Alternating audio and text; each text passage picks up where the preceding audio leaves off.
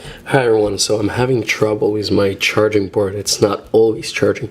When you plug in the cable, it will just show the battery light, and it'll just come off, and then it won't charge at all, or have some problems. So I figure out the problem. Looks like there's quite few things get stuck inside of the charging port, and your cable doesn't go all the way in.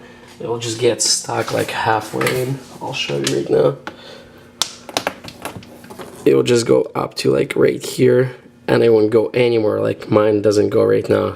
As you can see, I'm trying to push it in, and as you can see, it's not all the way in, so the phone wouldn't charge.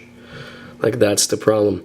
So I guess does get stuck inside of the phone. So if you have a pin or something, just clean this stuff off pretty good. As you can see, there's dust inside of the phone just coming out.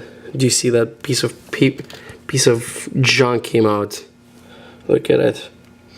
So it looks like it's a common problem. This phone's dust gets inside of the charging port, and the charging port doesn't go all the way in, but now it goes all the way in, as you can see, completely, all the way in, as you can see.